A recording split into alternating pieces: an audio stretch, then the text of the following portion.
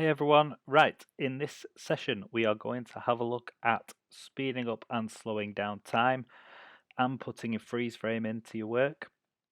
This is very useful in dramatic scenes and any sports stuff that you might be putting together, or montages, or advertising, or even music videos, anything like that.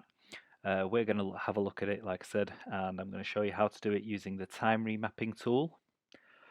Okay, so I've already got a piece of footage that I want to use on here at the minute, and it's just a bit of a motorcycle trick where he does a flip in the air and then lands again.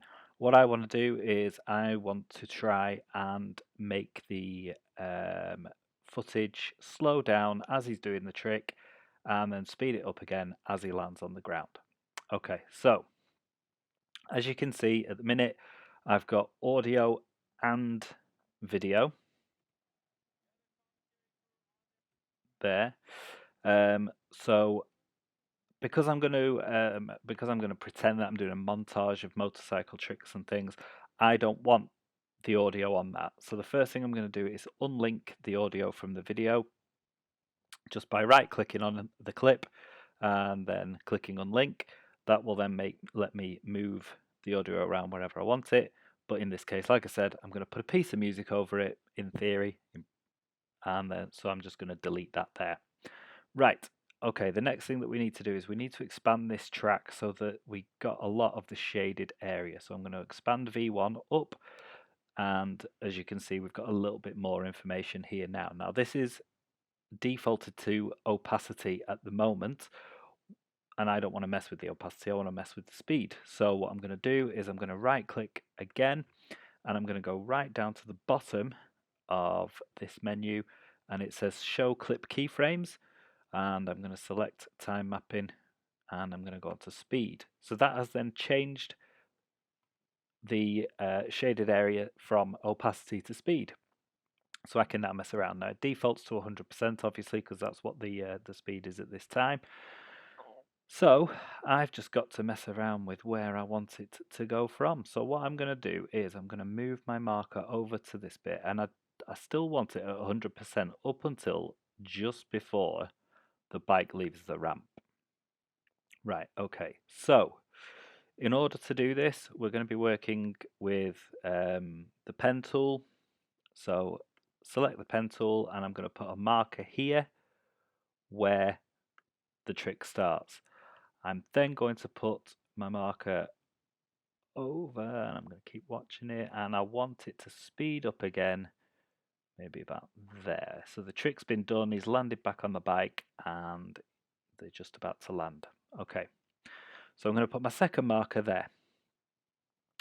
I'm then going to go back onto my pen tool, and I want to hover over this line. They call it the rubber band line, but you want to do it until those two arrows, like an arrow pointing up and an arrow pointing down, are showing up. When that comes up, I'm going to just click on it and hold the mouse button down while I drag this down. Okay, so I'm going to put it to, I'm going to put it really slow. So I'm going to put it to like 15%, 14, 15%. Okay. As soon as I've done that, obviously you'll notice that the length of the clip has changed. Premiere does that automatically, of course, because as you're slowing stuff down, the length of the clip will change. If I had it at 300%, it would obviously get shorter, but because I'm slowing it down part the clip, then the clip will get longer. So you need to think about that as well when you're trying to put it into an edit of how much time you want to extend it by. Right, I am just going to now let you have a look at the effect that that's had. So we've got 100% going up the ramp, and then it slows right down. We've got him doing the trick. It's probably a little bit too slow to be fair, but you can mess around with the speed and how long you want it for. And then the landing, as you see, he gets back up to 100%. So I'll just show the landing again. So there he is, 15%, and then it's a really good effect that you can use. I mean, like I said, you can put it in your films and things. If there's a fight scene, you might want to slow it down where someone hits someone with a punch to show the effect that that has on the other person, and to show that impact. You can use it in sports if there's something really cool happen. You can, a slam dunk in basketball or whatever, and you can slow it right down and then speed it back up again. But it's a nice effect to have in there. Right, okay. The next bit I want to do is about here. Let's see, about there. I think I'm going to put in a frame hold, a freeze frame. Okay. Now, in order to do that, what I need to do is I need to duplicate this layer that I've got. So in order to duplicate the layer, so you hold down the Alt key, left click the mouse button, drag it up to layer 2, and then let go of the mouse button, and then let go of the Alt key, and that will duplicate the layer there for you. Now, what it does as well, if I just mute that track, it will duplicate also the effect. So I'm just playing layer 2 here, and as you can see, when I play it, it's still got all of the slow motion effect and everything on there. So it duplicates everything that you've put on that layer, whether it be an effect, whether it be a transition or anything like that. Okay, so we've still got everything that we need there. Right, so as I said, I want to put a freeze frame about here. So what I'm going to do is on the bottom track, I'm going to select the bottom track first, make sure that's selected, and then I'm going to right click on it, sorry, and we are going to add a frame hold there. Okay, so what that's done there is it's held the frame at that point. Obviously, I'm on track 2 now, so if I unmute track 1 and mute track 2, we've got the effect here now that the bike stays in the air. So that's my frame hold. Okay, now to add the other bit back in, what I now need to do is on my duplicated layer, I need to make a cut at the point where I've made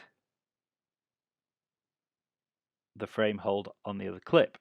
So I'm just going to make a cut there using my guide, and then I'm going to get rid of the first bit of that clip. Then what I'm going to do is I am going to drag this and attach it to the bottom of there. So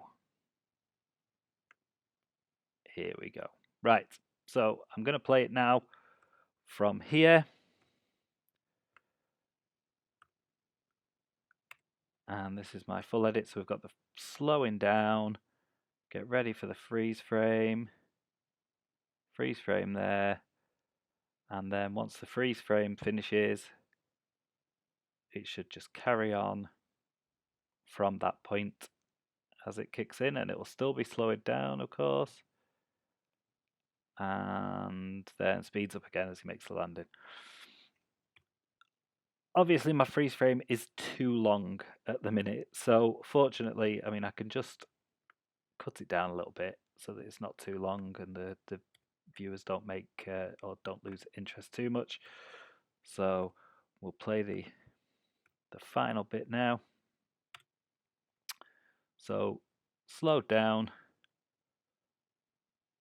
freeze frame for a few seconds, and then it'll start back up again. And it's just a really good effect. Obviously, time it with music and things. You can create a really good montage, or you can create a really good effect with that in your films or in your advertising or in your sports or whatever. That is an easy way of using the time remapping tool, like I said, to slow down. I'll just show you the other way now. So what I'm going to do is when he hits the ramp, I'm going to speed it up to, let's say, yeah, I'll do it to 210%. And then that one I'll put as well at 210%.